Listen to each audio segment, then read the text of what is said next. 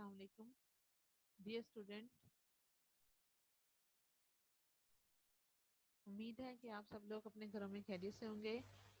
आज का लेक्चर जो हम स्टार्ट करेंगे उसमें आप डिफरेंट टाइप के रिएक्शंस जो हैं वो एल्डिहाइड्स एंड कीटोन्स की स्टडी करेंगे। But our main focus is on aldol condensation and their Cannizzaro reaction.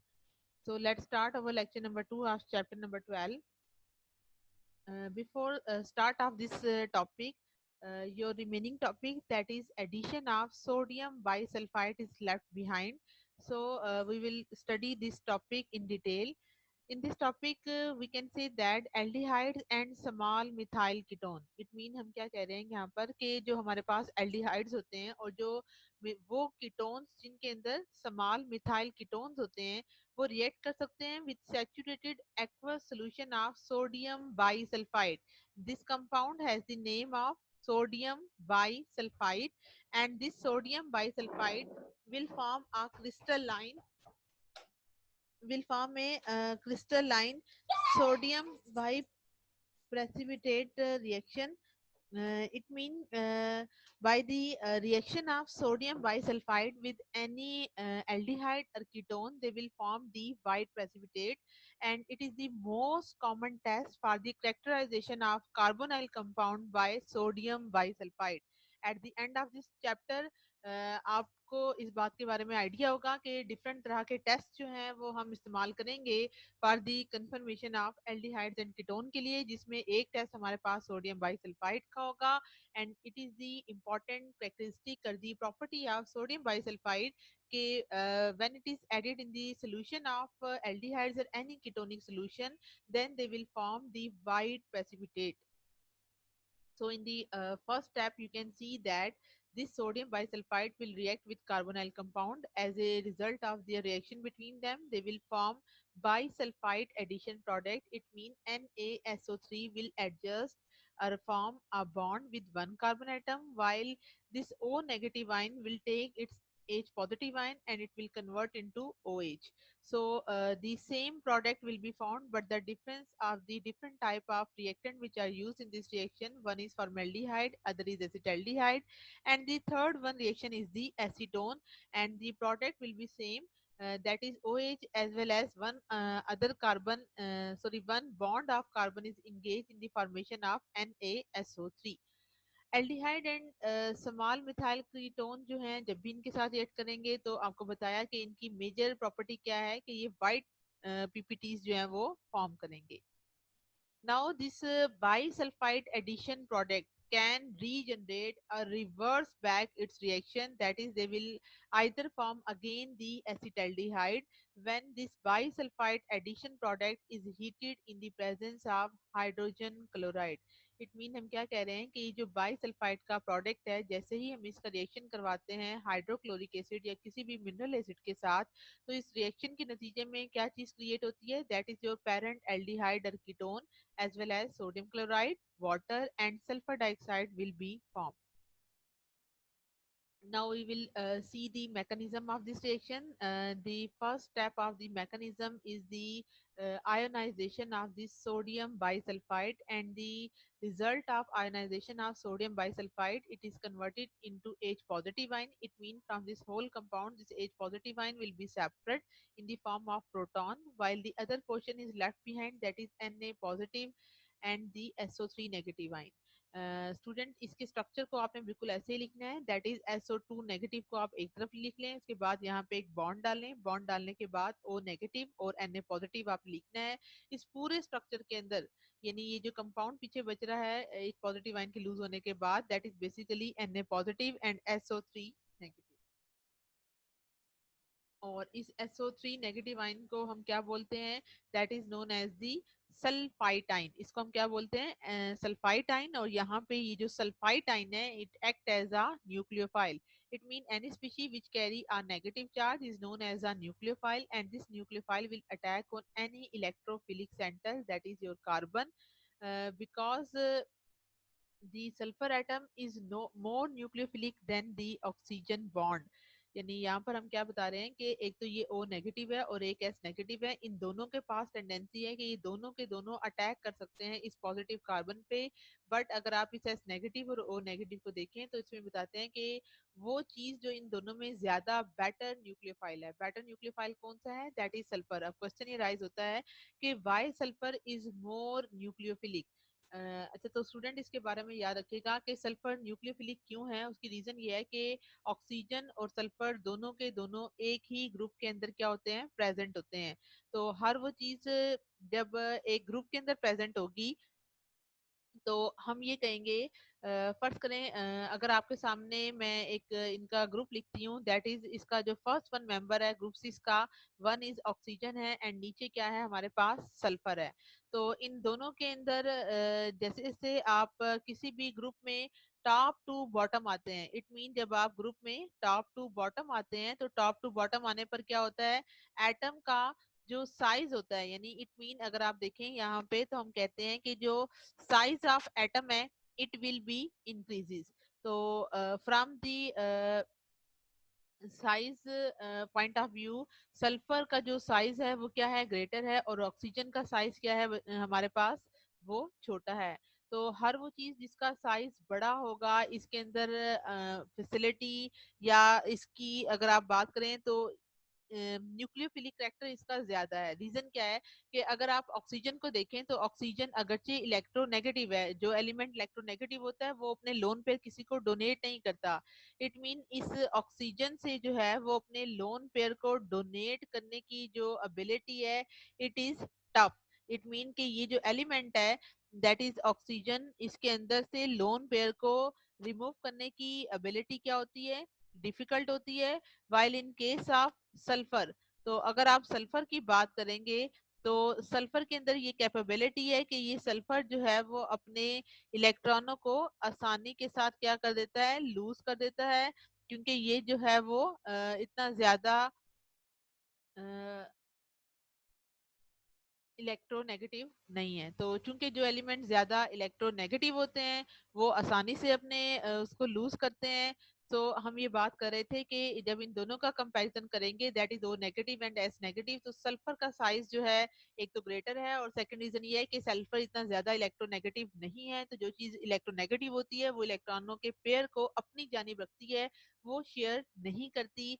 तो इसीलिए हम कहते हैं कि सल्फर का अटैक या सल्फर जो है वो एक गुड न्यूक्लियोफाइल है एज कम्पेयर टू ऑक्सीजन। तो इसका अटैक जो है वो इस कार्बोनिल कार्बन पर आसान और बेहतर तरीके से होगा।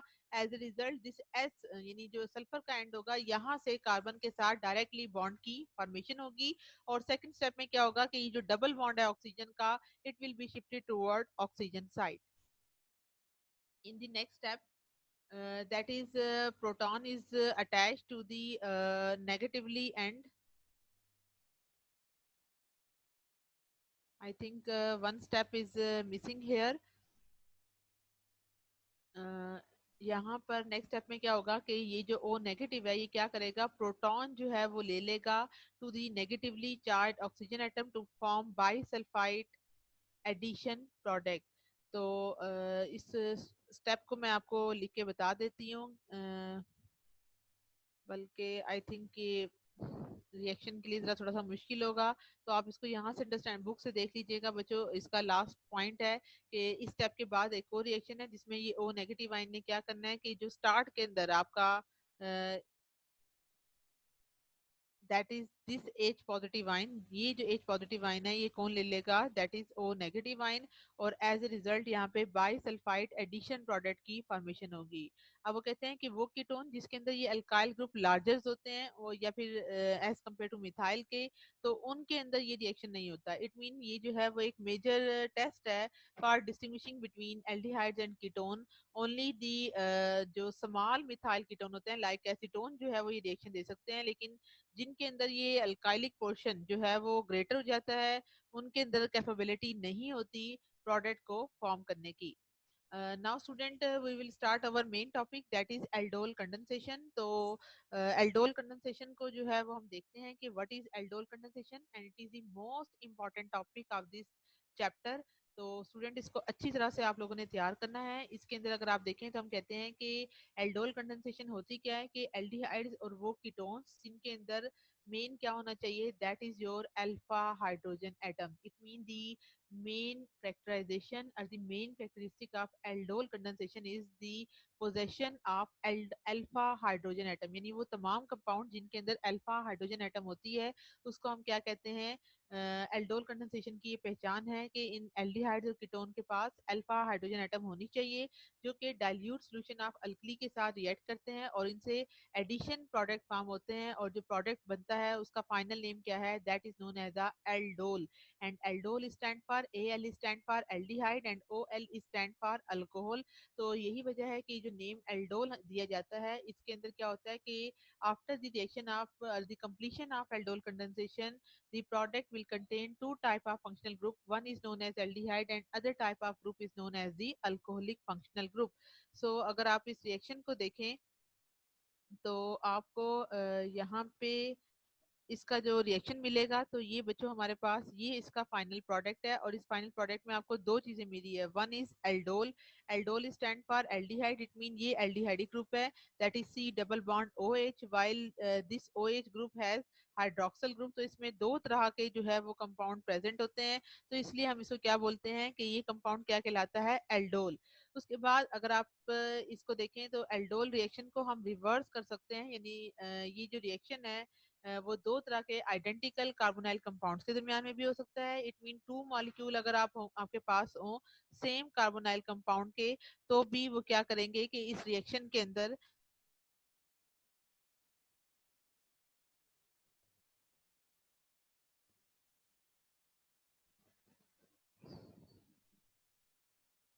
तो अगर आप इस रिएक्शन को एक मिनट स्टूडेंट, आप वेट करें एक मिनट के लिए।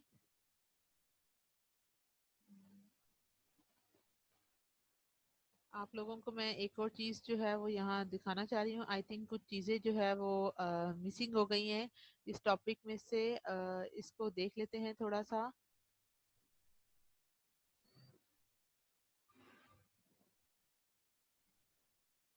तो जब तक ये स्टूडेंट फाइल जो है वो आपकी ओपन होती है तो उससे पहले जो है वो आपको मैंने कुछ चीजें जो है वो दिखानी है। दैट इज, ये तो था आपके पास। जी स्टूडेंट, पहले तो बाइसल्फाइड आयन की एक पॉइंट जो है वो आपका रह गया था, यानी इट मीन ये वाला जो पॉइंट था आपका। एक सेकंड बच्चों, मैं आप लोगों को ये फाइल जो है वो शेयर कर देती हूँ आपके साथ, फिर आपको क्लियर होगा। जी स्टूडेंट, तो यहाँ देखें ये वाला एक पॉइंट जो था वो हमारा रह गया था, यानी स्लाइड में से अगर आप देखें तो ये एक पॉजिटिव आयन क्या करेगा, इस ओ नेगेटिव आयन के साथ कंबाइन होके बाइसल्फाइड एडिशन प्रोडक्ट को फॉर्म करेगा। ठीक है, तो इसके बाद आप लोगों को ये बता रही थी कि ये वो रिएक्शन की एग्जांपल हैं जिनके अंदर टू सेम मॉलिक्यूल जो है वो मिलते हैं। इट मीन जब भी दो सेम मॉलिक्यूल एक दूसरे के साथ रिएक्ट करेंगे, इट मीन अगर आप इस कंपाउंड को देखें तो ये भी एसिटाल्डिहाइड का मॉलिक्यूल है और ये भी एसिटाल्डिहाइड का मॉलिक्यूल है। तो जब दो मॉलिक्यूल मिलते हैं सेम एल्डिहाइड्स के, यानी यहाँ भी एसिटाल्डिहाइड है, ये दो प्रोपेनॉल के हैं या ये दोनों कीटोन के मॉलिक्यूल्स हैं, so at the end or the completion of this reaction, the product found will be known as the aldol. It means the final product is known as the aldol because this group contains two type of functional group. One is known as aldehyde and the other group is known as the OH group. So यहाँ पे जो है वो हमारे पास दो तरह के group जो है वो एग्जिस्ट करते हैं। अब हम वापस जो है वो बच्चों अपनी स्लाइड पर चलते हैं। तो अगर आप अपनी स्लाइड को देखें तो हम ये कहते हैं कि यहाँ पे जो था वो हमारा टॉपिक जो था वो जारी था। तो हम यहाँ पे डिस्कस कर रहे थे कि ये जो है वो दो तरह के जो मॉलिक्यूल होते हैं सेम कार्बोनाइल कंपाउंड के, वो कंडेंस होके क्या बनाते हैं, एल्डोल। अब आगे अगर आप देखें तो हम ये भी कह सकते हैं कि जो एल्डोल कंपाउंड होते हैं they readily loses water on heating in the presence of dilute acid to form an unsaturated carbonyl compound. तो इस पॉइंट को मैं आपको क्लियर करती हूँ ताकि आपको ये वाला पॉइंट भी क्लियर हो।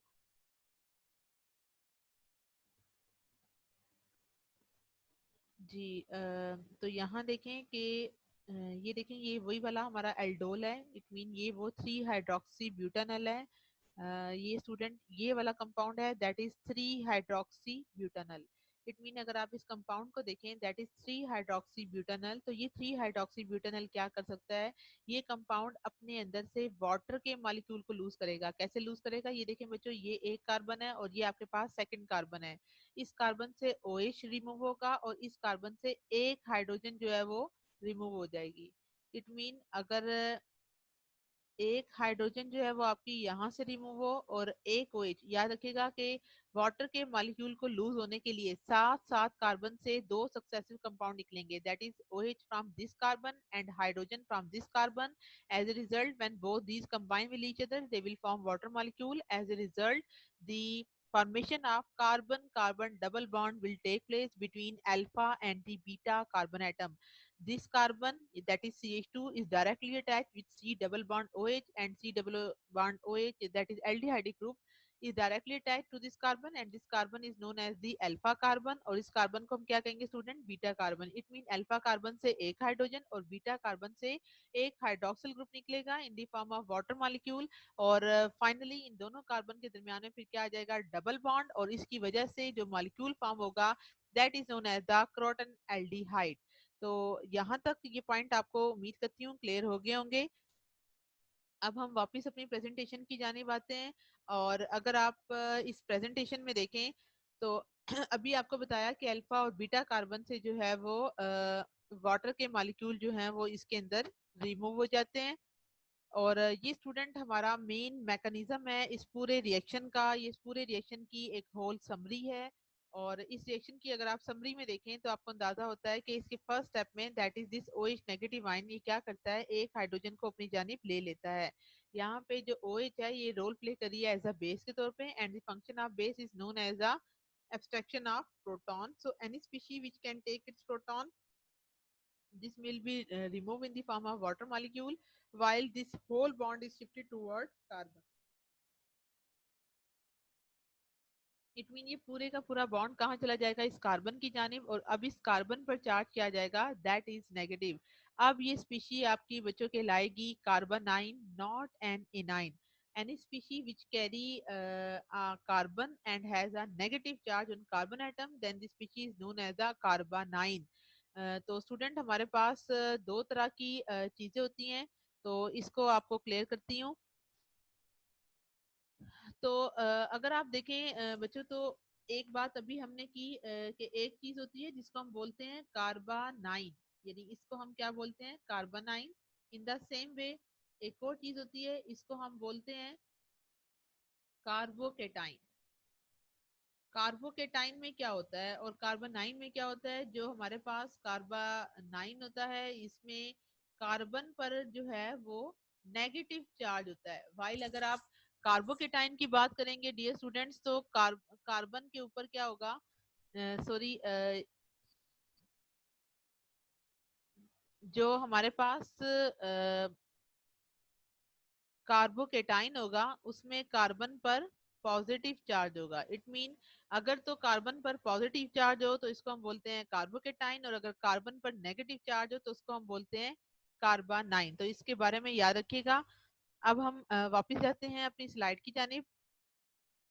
तो अभी हमने क्या देखा कि जो हमारे पास ये कार्बोनाइन जनरेट होगा, this carbanion will attack on an other carbonyl group. It mean अभी आपको बताया था कि एल्डोल कंडेंसेशन दो सेम मॉलिक्यूल के दरमियान में होगी। It mean two same molecule of aldehyde, any two aldehyde और एनी कीटोनिक ग्रुप जिनको सेम होना चाहिए। इट मीन एक एंड से क्या होगा, हाइड्रोक्सिल आयन फर्स्ट स्टेप में इस हाइड्रोजन को ले लेगा और ये पूरा बॉन्ड जो है वो इस कार्बन पर शिफ्ट होगा in the form of C negative, and this C negative ion will play its role in the form of nucleophile, and it will attack on another same molecule of aldehyde, that is your acetaldehyde, and this whole bond will shift it toward oxygen side. तो जैसे ही ये carbon इस carbon पर attack करेगा, तो attack करने का मतलब क्या है कि इन दोनों कार्बन के दरमियान में एक नया बॉन्ड जनरेट होगा। तो आप अगर इस स्ट्रक्चर को देखें तो ये पूरा जो स्ट्रक्चर है ये मैंने यहाँ लिख दिया, दैट इज CH3, यानी वो ये वाला CH3 है। उसके बाद यहाँ पे C है और इस C के बाद क्या है, यहाँ पे H है, और ये पूरा bond in the form of O negative ion accumulate हो गया है। उसके बाद इस कार्बन ने इस कार्बन से बॉन्ड क्रिएट किया है। इट मीन ये कार्बन, ये जो नेक्स्ट वन कार्बन है ये वाला, इसके साथ कितनी हाइड्रोजन है, दैट इज 2, तो ये इन द फॉर्म ऑफ CH2 है। उसके बाद C डबल बॉन्ड O है एंड देन H है। In the last step of this reaction, this O negative ion will take its proton from water molecule and this whole bond will be shifted toward oxygen side, and hydroxide ion will be formed at the end of this reaction, and this final aldol will be formed. So student, it is the complete mechanism of aldol condensation and you will have to practice this mechanism at least 2 to 3 times. तो इसके mechanism में आपको बताया था कि start में ही मैंने discuss कर लिया था कि हाइड्रोक्साइड आयन यहाँ पे किस तरह से रोल प्ले करती है एज अ बेस। और इसके स्टार्ट में इसने क्या किया, अपने प्रोटॉन को जो है वो रिमूव किया था from alpha carbon of one molecule of the carbonyl compound to form a carbanion. तो यहाँ तक जो है वो स्टूडेंट हमारे पास होल समरी है। और आज के लेक्चर के इख्तिताम पर मैं आपको इसके हवाले से एक असेसमेंट या आपकी जो टास्क होगा, होम टास्क, वो आपको दूंगी ताकि आप मुझे पता चले कि आप इसे कितने स्टूडेंट जो है वो लेक्चर को पढ़ के इसका जो है वो लिखेंगे। अच्छा, इसके बाद एल्डोल कंडेंसेशन के बाद बच्चों जो नेक्स्ट टॉपिक हमारा स्टार्ट होता है that is known as the Cannizzaro reaction. Cannizzaro जो थे वो बेसिकली एक साइंटिस्ट था। कैनी-ज़ेरो उसके नेम पे जो है वो इस कंपाउंड का नेम रखा गया। कैनी-ज़ेरो रिएक्शन की जो डेफिनेशन है, it is mostly inverse of the aldol condensation. Aldol condensation में हमने रिक्वायरमेंट क्या दी थी कि उसमें एटलीस्ट 1 अल्फा हाइड्रोजन होनी चाहिए। अल्फा हाइड्रोजन स्टूडेंट वो हाइड्रोजन होती है जो डायरेक्टली फंक्शनल ग्रुप से अटैच हो। लेकिन कैनी-ज़ेरो रिएक्शन की रिक्वायरमेंट क्या है कि ये वो रिएक्शन होंगे जो इसके अंदर कोई अल्फा हाइड्रोजन एटम नहीं होनी चाहिए। सेकंड इसकी कैरेक्टरिस्टिक है कि it is a disproportionation reaction. Disproportionation का सेकंड नाम होता है सेल्फ ऑक्सीडेशन या फिर रिडक्शन।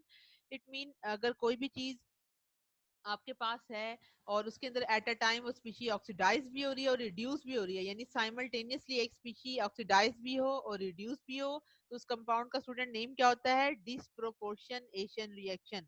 ठीक है, and is the most important topic of this chapter. उसके बाद थर्ड वन क्या है कि 2 मॉलिक्यूल एल्डिहाइड के इसमें इन्वॉल्व होंगे। एक मॉलिक्यूल जो है वो कन्वर्ट होगा अल्कोहल में, और जो अल्कोहल जब बनती है तो उसका हम नाम रखते हैं रिड्यूस प्रोडक्ट। और दूसरा जो अल्कोहल एल्डिहाइड का पार्ट होगा वो कन्वर्ट हो जाएगा साल्ट ऑफ एन एसिड में, और उसका हम नाम रखते हैं ऑक्सीडेशन प्रोडक्ट। और इस रिएक्शन के लिए जो बेस रिक्वायर होती है that is aqueous sodium hydroxide at room temperature पर, और इसका सोल्यूशन हमारे पास 50% होना चाहिए। तो इसको देखने से पहले आपको पहले मैं अल्फा हाइड्रोजन का कंसेप्ट जो है वो क्लियर करना चाहूंगी। तो स्टूडेंट अगर आप लोग देखें तो हम ये कहते हैं कि ये फर्ज करें हमारे पास एक कंपाउंड है जिसके अंदर ये फंक्शनल ग्रुप है that is your aldehyde group. और ये एल्डिहाइड ग्रुप एक कार्बन से अटैच है, ये कार्बन आगे से एक और कार्बन से अटैच है, और इनके बॉन्ड जो है वो आगे से इसके साथ डेवलप हुए हुए हैं विद हाइड्रोजन के साथ। ठीक है, तो ये आपको समझाने के लिए बता रही हूँ ताकि आपको समझ आए। अच्छा, अब यहाँ देखें तो हम ये कहते हैं कि ये बच्चों आपके पास क्या है, एक कंप्लीट फंक्शनल ग्रुप है जिसका नेम क्या है, that is known as the aldehyde. Functional group के साथ जो कार्बन होती है उसको स्टूडेंट हम क्या बोलते हैं, अल्फा कार्बन। ये फंक्शनल ग्रुप है, फंक्शनल ग्रुप के साथ जो कार्बन डायरेक्टली अटैच होती है उसको हम क्या बोलते हैं, अल्फा कार्बन। और अल्फा कार्बन के साथ जो नेक्स्ट वन कार्बन होती है उसको हम बोलते हैं बीटा कार्बन। तो ये बात पहले आपने क्लियर करनी है कि एल्डोल हो या कैनिजेरो हो, पहले आपको ये कंसेप्ट क्लियर हो कि what is alpha carbon. Alpha carbon पर पाई जाने वाली तमाम हाइड्रोजन क्या कहलाती हैं, अल्फा हाइड्रोजन। और बीटा कार्बन पर पाई जाने वाली तमाम हाइड्रोजन क्या कहलाती हैं, बीटा हाइड्रोजन। इट मीन ये आपके पास क्या है, आपका फंक्शनल ग्रुप। तो हर फंक्शनल ग्रुप के साथ जो कार्बन डायरेक्टली अटैच होगी that is known as the alpha carbon. और अल्फा कार्बन पर जो हाइड्रोजन सब्स्टिट्यूट होंगी that is known as the alpha hydrogen atom. तो आपको भी बताया कि कैनी-ज़ेरो रिएक्शन में अल्फा हाइड्रोजन नहीं होनी चाहिए, तो इसलिए इसकी एग्जांपल सिर्फ और सिर्फ हमारे पास क्या होती है, that is formaldehyde. It mean अगर हमारे पास फॉर्मेल्डिहाइड का कोई मॉलिक्यूल है तो ये फॉर्मेल्डिहाइड के मॉलिक्यूल में आप देखें तो कोई कार्बन आगे नेक्स्ट वन मौजूद नहीं है। इट मीन अगर फंक्शनल ग्रुप ये है हमारे पास that is C double bond हो, तो फंक्शनल ग्रुप के साथ जो कार्बन डायरेक्टली, सॉरी कार्बन तो यहाँ है ही नहीं, तो इट मीन कोई अल्फा कार्बन नहीं है। अगर कोई अल्फा कार्बन नहीं है तो इट मीन वहां पर कोई कंसेप्ट नहीं है अल्फा हाइड्रोजन का। So that's why we can say that this compound will give the what type of reaction that is known as the Cannizaro's reaction, यानी ये कौन सी रिएक्शन देंगे, that is Cannizzaro reaction. So we can say that this formaldehyde molecule will give the Cannizzaro reaction. तो उम्मीद करती हूँ ये बात आपको क्लियर होगी होगी। अब हम मूव करते हैं अगेन अपने टॉपिक की जानिब, that is your slide of PPT. तो हमने क्या देखा कि इसके अंदर पहली रिक्वायरमेंट क्या थी कि कोई अल्फा हाइड्रोजन नहीं होनी चाहिए। ये रिएक्शन डिस्प्रोपोर्शनेशन रिएक्शन कहलाते हैं। इनमें एक प्रोडक्ट आपके पास रिड्यूस होता है and the other product is the salt of N acid. और इस रिएक्शन के लिए रिक्वायरमेंट क्या है कि at least 50% aqueous solution at room temperature पर होना चाहिए। उसके बाद स्टूडेंट अगर आप यहाँ पे मैकेनिज्म चेक करें तो इसका फर्स्ट डिफरेंस एल्डोल के साथ क्या है कि एल्डोल में हमने कहा था कि ये OH negative ion role play करती है एज अ बेस के तौर पे, and white plates role as a base, क्योंकि वहां पर आपने नोट किया था कि इस बेस ने अब वहां से एक प्रोटॉन को एब्स्ट्रैक्ट किया था। But in case of Cannizzaro reaction, this OH negative ion will take its role as a nucleophile. As a result, any nucleophile will directly attack on carbonyl carbon due to the electrophilic nature of carbon. तो जैसे ही इस पर attack करेगी तो बच्चों ये इसके साथ डायरेक्टली बॉन्ड फॉर्म करेगी और इस कंपाउंड का नेम क्या होगा, A9। A9 क्यों है, क्योंकि यहाँ पे ऑक्सीजन पर नेगेटिव चार्ज आ गया है। जब भी किसी इलेक्ट्रोनेगेटिव एटम पर नेगेटिव चार्ज आए तो जो बनने वाली स्पीशी होती है उसको हम A9 बोलते हैं, और अगर कार्बन पर नेगेटिव चार्ज आए तो उसको हम कार्बा9 बोलते हैं। इन दी सेकंड स्टेप अगर आप ध्यान से देखें तो हम ये कहते हैं and is the most important point here, the student will mostly forgot this step, as a result their whole reaction will be wrong. So student be careful in the mechanism of this step, that is the anion transfer a hydride ion to a second molecule of formaldehyde। कैसे कि अगर आप इसको देखें कि ये जो हमारे पास ये जो एनाइन था, इस एनाइन ने again another molecule of formaldehyde पर अटैक करना है। तो अटैक करने के लिए ये ओ नेगेटिव आयन अगेन अपना बॉन्ड इधर जनरेट करेगा और इतना पोर्शन दैट इज HOH और C डबल बॉन्ड हो will loss in the form of formic acid. अब ये जो हाइड्राइड आयन है, हाइड्राइड आयन कैसे बनता है बच्चों कि ये जो पूरा बॉन्ड है with this hydrogen atom it will form H negative ion. This H negative ion will attack on this carbon. तो ये पॉइंट क्लियर रखिएगा कि ये जो हाइड्रोजन है बमा इट्स इलेक्ट्रॉन पेयर के ये किस पर अटैक करेगा, इस कार्बन पे। तो यहाँ देखें जैसे ही इस पर अटैक करेगा तो ये पूरा बॉन्ड ऑक्सीजन के ऊपर in the form of O negative shift हो जाएगा। ऑलरेडी इस कार्बन के पास दो हाइड्रोजन है, एक और हाइड्रोजन कहाँ से मूव करेगी, from this end to this carbon. As a result it is converted into CH3O negative ion and it is lost in the form of meth oxide ion. This meth oxide ion act as a base। अब यहाँ देखें इसके अंदर क्या हुआ first step में कि पहले OH नेगेटिव आयन ने यहाँ क्या किया, अपना रोल प्ले किया as a nucleophile. First step में एनाइन की जनरेशन हुई, वहां पे फर्स्ट स्टेप पे एनाइन की नहीं बल्कि कार्बोनाइन की जनरेशन हुई थी।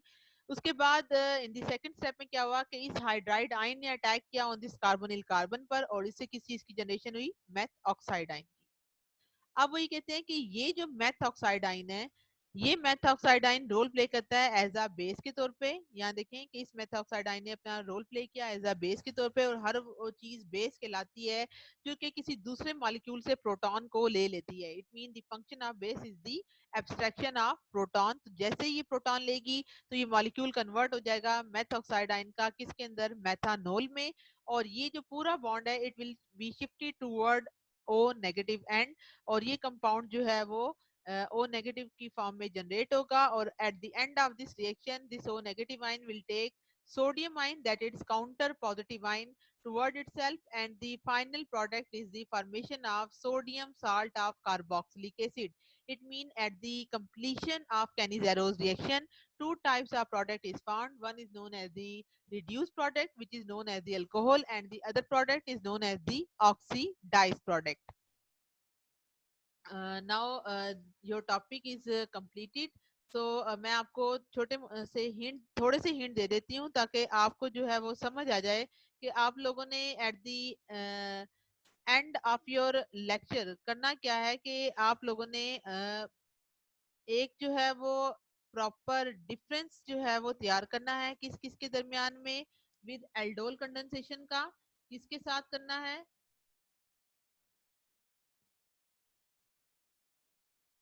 ये बच्चों आप लोगों ने डिफरेंस लिखना है विद कैनी जेरोज रिएक्शन के साथ। तो कैनी जेरोज रिएक्शन के साथ आप लोगों ने फर्स्ट स्टेप में क्या लिखेंगे, इनकी डेफिनेशन। तो डेफिनेशन लिखने के लिए आप लोगों ने सबसे पहले तो आप इन दोनों की डेफिनेशन देंगे। डेफिनेशन में आपको क्या बताया था कि एक के अंदर क्या होती है, अल्फा हाइड्रोजन, और इसके अंदर no requirement of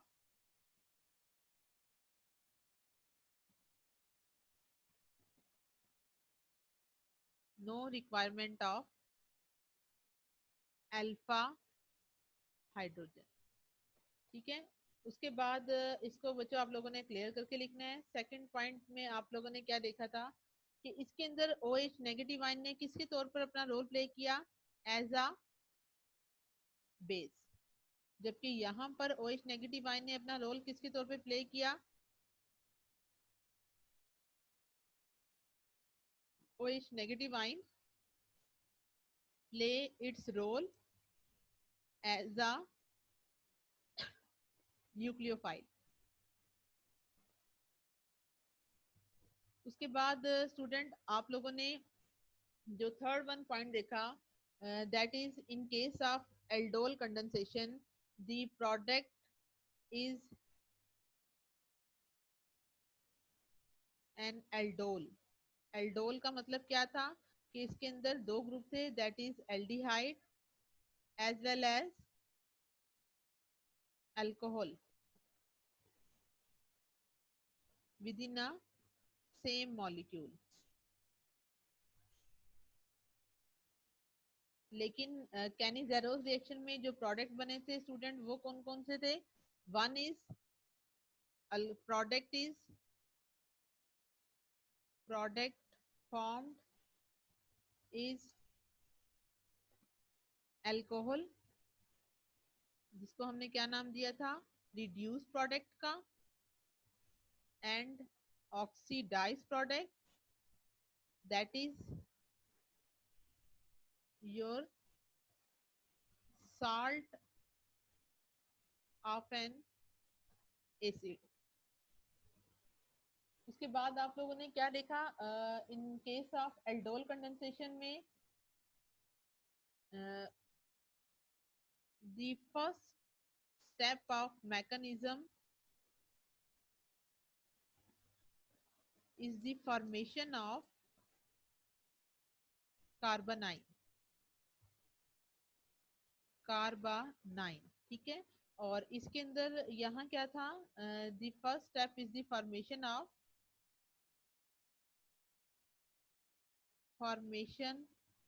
an an ion. ठीक है। उसके बाद स्टूडेंट आप लोगों ने जो पांचवा पॉइंट लिखना है वो इनके कंप्लीट रिएक्शंस जो हैं वो आप लोगों ने लिखने हैं सारे। इसके कंप्लीट रिएक्शन से मुराद ये कंप्लीट रिएक्शन का मैकेनिज्म आप देंगे, और सेम इसका जो है कैनिजेरोस का आप देंगे, और इसको आप लोगों ने क्लियर करके लिखना है ताकि जो है वो एटलीस्ट ये 5 डिफरेंसेस जो है वो आपके बन जाएं, और अगर ये एग्जाम में आए तो आप लोगों ने इसको पूरे डिटेल के साथ जो है वो लिखना है। ठीक है। तो उम्मीद करती हूँ ये सारी बातें क्लियर होगी होंगी आपको। उसके बाद बच्चों हम मूव करते हैं अपनी स्लाइड की जानिब। दैट इज योर स्लाइड जो कि एंड हो रही थी यहाँ तक। तो इस रिएक्शन का ये टॉपिक इंतहाई इंपॉर्टेंट है बच्चों, जो आप लोगों को बताया गया, that is aldol condensation and Cannizzaro reaction. इसके बाद स्टूडेंट जो आप लोगों ने स्टार्ट करना है that is your addition of Grignard reagent.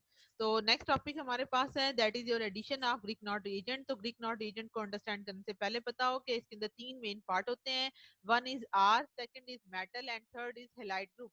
It mean Grignard agent जो है it is the most reactive class of your organic compound. अब आप में से बहुत सारे स्टूडेंट कहेंगे कि मिस ये पॉइंट या ये जो डिटेल है जो आप बता रही हैं वो बुक में नहीं है। तो बच्चों बुक के अंदर उन्होंने बता दिया आपको कि ये टॉपिक आप लोगों ने चैप्टर नंबर 10 में पढ़ लिया था। तो चैप्टर नंबर 10 में पढ़ने से मुराद ये है कि अगर वो पढ़ लिया है तो चैप्टर नंबर 12 गवर्नमेंट ने आपका होल जो है वो इंक्लूड किया है।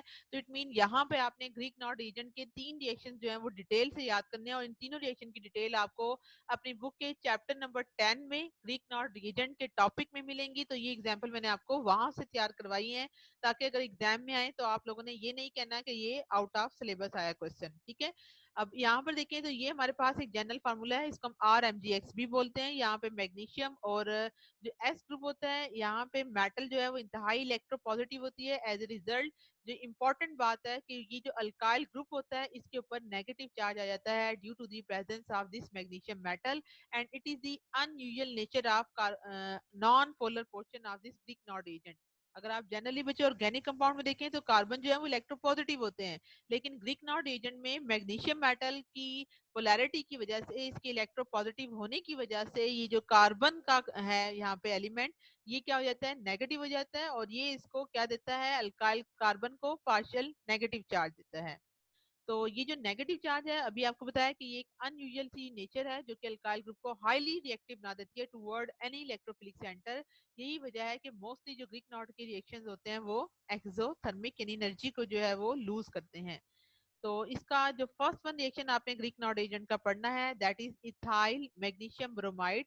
ये बच्चों मॉलिक्यूल है आपके पास मेथनल का या इसको हम फॉर्मेल्डिहाइड भी बोलते हैं। इसके अंदर अभी आपको बताया कि due to the presence of this magnesium metal this carbon will act as a role as a nucleophile and any nucleophilic species will attack on carbonyl carbon and this whole bond is shifted toward oxygen side. तो जैसे ये oxygen side पर जाएगी तो ये O negative हो जाएगा। O negative होने की वजह से यहाँ से ये मैग्नीशियम के पॉजिटिव करेक्टर को अपने साथ अटैच कर लेगा। And in the second step of this reaction याद रखिएगा कि ग्रीक नॉट एजेंट की रिएक्शन ईथर की प्रेजेंस में होते हैं और इसके बाद ये ओ नेगेटिव यहाँ से एच पॉजिटिव आयन एक्सट्रैक्ट करेगा, इनका बॉन्ड इंतहाई वीकर होगा तो एज रिजल्ट यहाँ से ब्रेक डाउन हो जाएगा और मैग्नीशियम ब्रोमीन और ये ओ एच जो है वो इकट्ठे लूज हो जाएंगे। तो याद रखिएगा बच्चों कि ग्रीक नॉट एजेंट जब फॉर्मेल्डिहाइड से रिएक्ट करती है तो product is known as the primary alcohol. Primary alcohol आपको बताया था कि फंक्शनल ग्रुप जिस कार्बन से अटैच हो वो आगे से सिर्फ एक कार्बन से अटैच हो तो उसको हम क्या बोलते हैं, primary compound. In the second step that is your acetaldehyde. ये कंपाउंड है सेम एसिटाल्डिहाइड का। अगेन ये अल्काइल ग्रुप जो है वो electrophilic centre that is carbon positive पर अटैक करेगा and after hydrolysis the formation is 2 butanol and 2 butanol is also known as the secondary alcohol. Why it is known as secondary alcohol? Because the functional group is attached the carbon which is further attached with, sorry ये acetaldehyde का molecule नहीं है बच्चों, ये acetone का molecule है। ये point जो है यहाँ पे गलत लिखा गया है। यहाँ पे एक मिथाइल ग्रुप को जो है वो CH3 नहीं होना चाहिए बल्कि इसको जो है वो हाइड्रोजन की फॉर्म में होना चाहिए। चले मैं आपको ना ये बता ही देती हूँ ताकि आपको जो है वो समझ आए।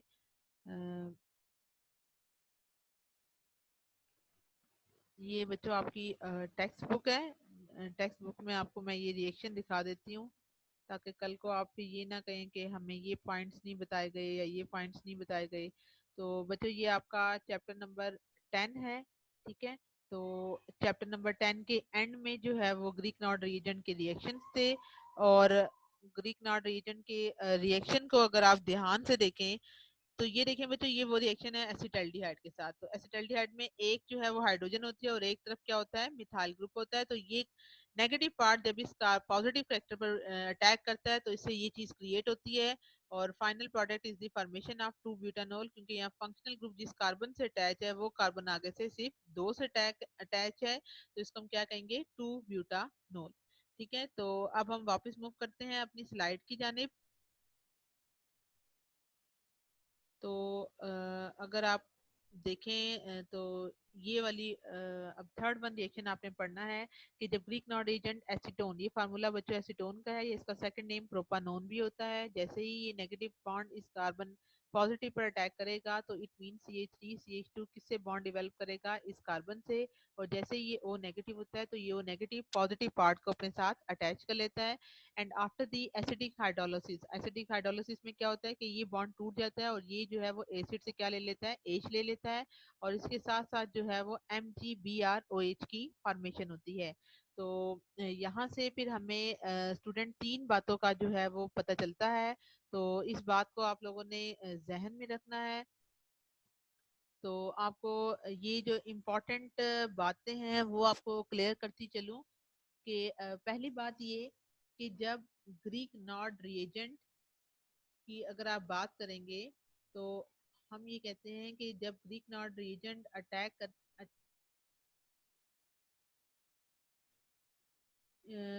ग्रीक नॉर्ड रिएजेंट का अगर आप लिखें फर्स्ट स्टेप में तो हम ये कहते हैं कि Greek Nord reagent with number one, इसके पास तीन तरह की पॉसिबिलिटीज है, वन, इसी तरह टू, इसी तरह थ्री।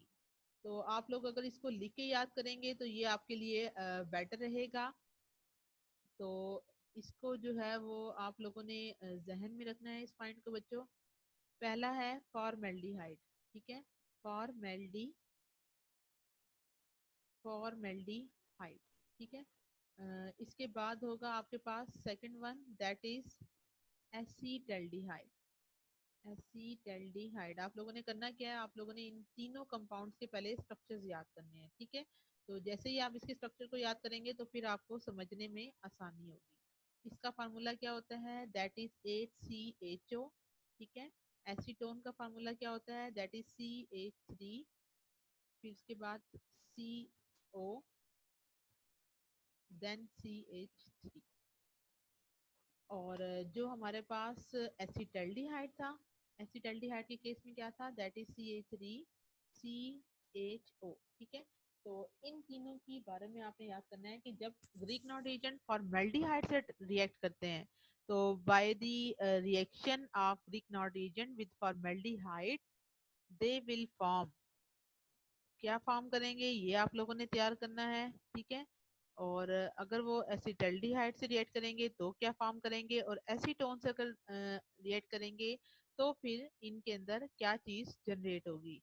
तो याद रखिएगा बच्चों इसके हवाले से कि आप लोगों ने इस बात को क्लियर रखना है जहन में कि जब भी ग्लिकनॉल एजेंट फॉर्मेल्डिहाइड से रिएक्ट करें तो बच्चों there is a generation of primary alcohol,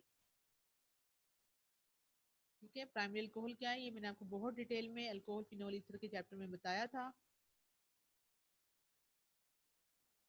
इसी तरह जो है जब एसिटल्डिहाइड रिएक्ट करेंगे then there is the formation of secondary alcohol. तो अगर कोई आपसे पूछे पेपर में कि कैसे आप सिंथेसाइज कर सकते हैं primary secondary and tertiary alcohol को, तो इसका एक वे आपने ये बताना है।